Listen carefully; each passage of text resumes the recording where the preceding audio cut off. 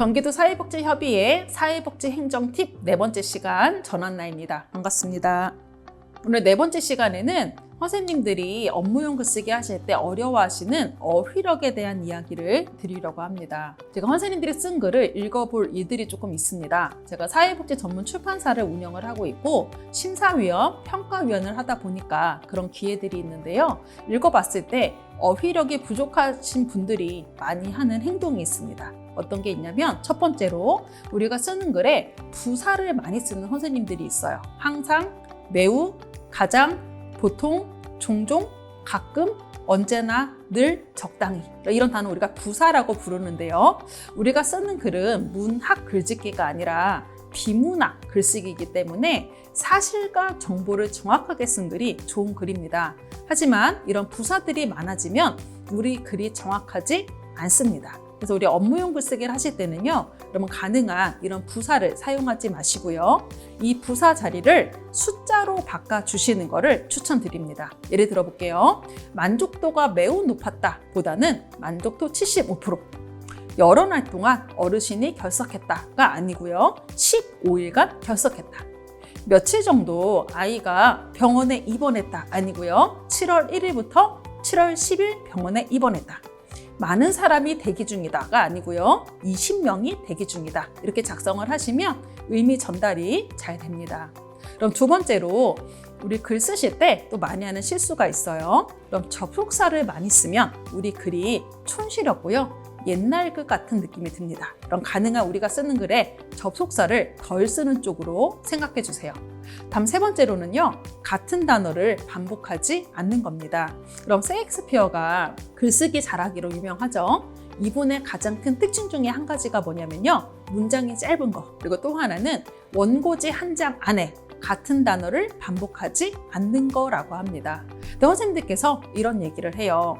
나도 같은 단어 반복하기 싫은데 자꾸 내가 반복을 하게 된다. 그럼 이때 쓸 수 있는 꿀팁을 알려드리겠습니다.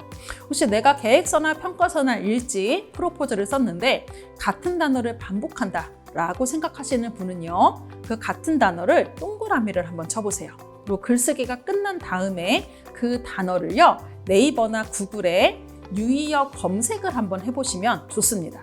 예를 들어서요, 제가 평가서를 썼는데 내가 쓴 글 안에 향상이라는 단어가 6번이 나오더라고요. 그러면 같은 단어가 여러 번 나오면요, 사람들은 어떻게 생각을 하냐면 왜 아까 한 말을 또 하지? 지루한데? 너무 읽기 싫은데? 이런 생각을 하게 돼요. 근데 유의어는 뜻이 같지만 모양이 다른 단어를 우리가 유의어라고 합니다. 제가 향상의 유의어를 검색을 해봤더니요, 이런 단어들이 나오더라고요. 저는 글을 다 쓰고 나서요, 유의어 검색을 한 다음에 단어를 고칩니다. 첫 번째 향상은 그대로 두고요. 두 번째 향상은 인상으로 바꿔요. 세 번째 향상은 개선으로 바꾸고요. 네 번째 향상은 개량으로 바꿔요. 이렇게 하면 내 글을 읽는 사람은 글을 읽을 때마다 새로운 단어가 나오니까 제가 같은 단어를 반복했다는 생각을 못 하시더라고요. 그럼 같은 단어 많이 쓰시는 분 유의어 검색해서 단어 바꾸는 거 추천을 드리고요. 두 번째로 그럼 단어는 좀 수집을 하실 필요가 있어요. 제가 지금 화면에 띄워드린 단어가 뭐냐면 직장인들이 업무용 글쓰기에서 많이 사용하는 문어체 단어 110개를 넣어드렸는데요. 그럼 이 화면에 있는 글은 가능한 기한, 공문, 일지, 평가서처럼 문어체로 작성해야 되는 글에서는 좀 사용을 해주시는 게 필요합니다. 세 번째로는요, 사회복지 신조어를 여러분 좀 아셔야 돼요.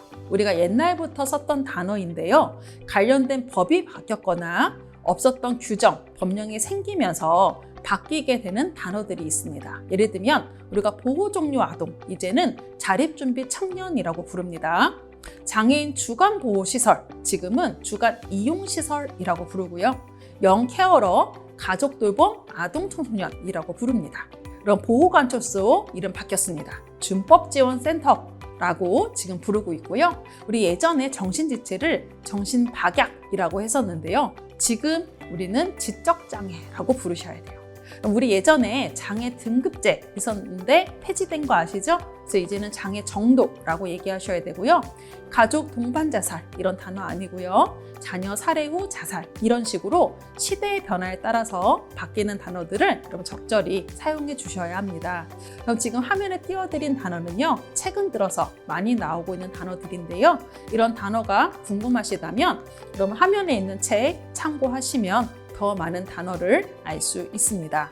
그럼 오늘 시간에는요. 선생님들이 업무용 글쓰기에서 많이 쓰는 어휘력에 대한 이야기를 다뤄봤는데요. 같은 단어 안 쓰기 위해서 유의어 활용하는 거, 또 문어체 단어를 수집하는 거, 사회복지 신조어를 공부해야 하는 것에 대해서 말씀드렸습니다. 경청해 주셔서 감사합니다.